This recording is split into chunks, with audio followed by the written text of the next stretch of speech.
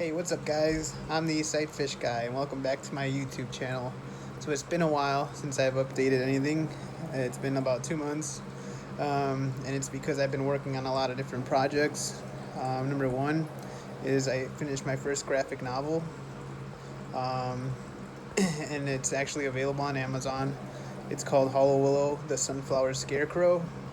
If you're a comic book, graphic novel type of person, if you would please, read it if you have a chance. Give it a review, your honest review. I'm doing it out of love and passion because I've always wanted to do a graphic novel. So if you'd like to, cool, go for it. I think it's real cool. Second thing is I've been working on Vast Ocean Aquariums. It's a business that me and my friend are launching.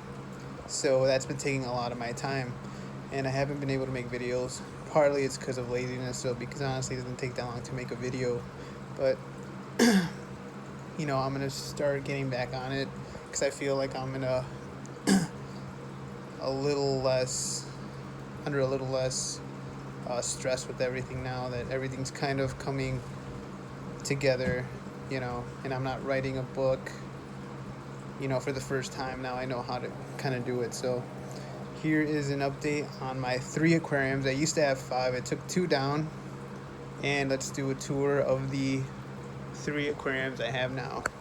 This light is really bright. It's one of those fluval marine and reef LEDs, so it's so bright on here. But you can see the coral just taking off like crazy in here.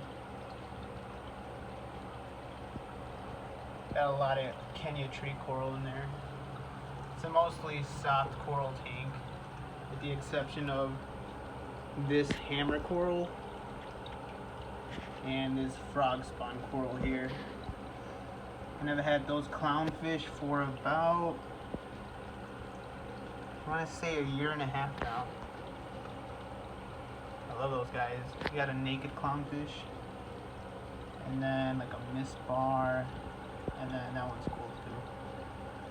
And then I've had this scorpion fish, this leaf scorpion, for about a year, I think. A little bit more than that, maybe. There's a radiata lionfish back there. I just got him recently, and he seems to be doing pretty good. A lot of times when you get lionfish, dwarf species don't really survive too long because they're a deep water fish, and when they bring them back up from the ocean, they don't take enough time for the decompression process. So when they come back to the surface, their stomach ruptures, and then when you get them in the store, they're like on the glass, breathing really heavy, and they'll only last a couple weeks. So that's usually why these guys don't do so good. But he's been doing okay, and I'll keep an eye on him to see how he continues to do. And I hope he does really well. All the radiatas I've gotten so far have eventually died from that. So hopefully this dude lives, I hope. It's part of the hobby. You can't predict what's gonna happen. Had this little damsel for about 1 year. He's been fighting the zebra damsel I have in here. You can tell by his little rip fins, but they usually heal back. Damn, I just missed him. That was a 6-line wrasse. It's always hiding in the aquarium. There he is right here. Oh, he's hiding again. But that's what I like about this tank. This tank has so many, even though it's like a little tiny tank, it's just a 20-gallon.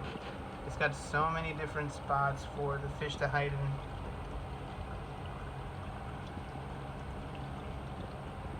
Look at that weeping willow coral. I love that coral. It's getting bigger every day. Bunch of Xenia, mushroom corals, polyps,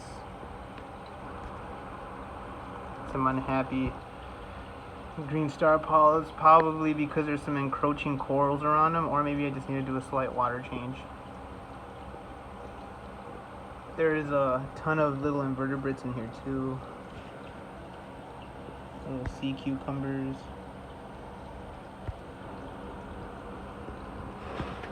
But yeah, it's not too hard to have a little saltwater tank like this, you know.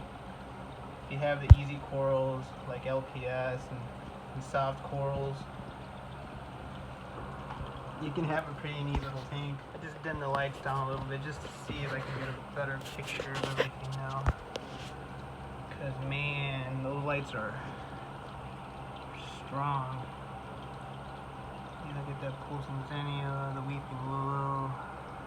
I'm gonna have to move that toadstool mushroom right there because he's never been happy there. He only partially opens like that.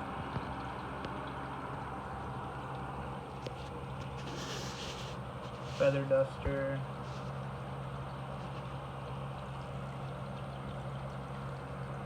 It's a green Sinularia.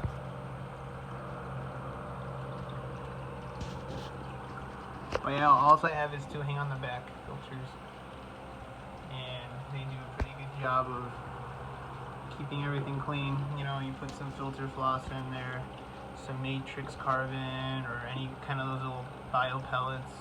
And you change your carbon once a month. And it stays pretty damn good and healthy.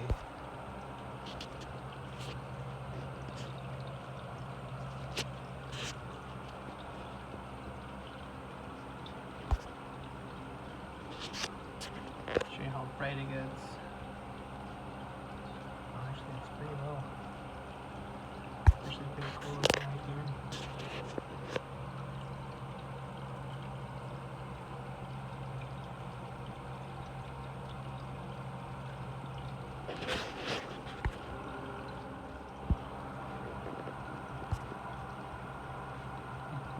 Yeah, this tank is getting full of coral. And all they do is water changes on here. You know, I don't really dose anything. Reef crystals is a good salt to use. It replenishes your minerals for you, so. And all the elements you need in order for these guys to keep growing. If it was an SPS tank, it would be different, but that's why I don't do SPS, because I am not a rich man. So.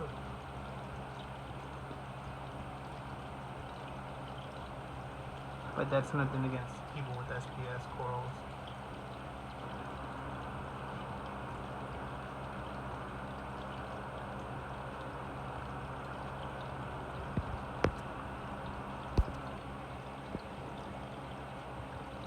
So, that is the 20-gallon aquarium. You know, it's doing absolutely amazing.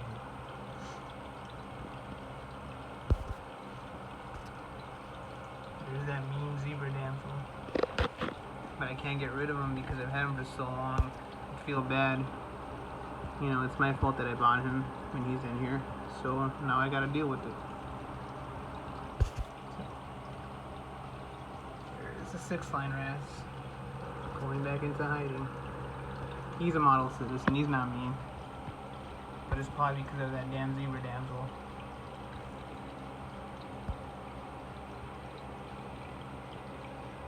Awesome, so let's take a look at the eel tank now.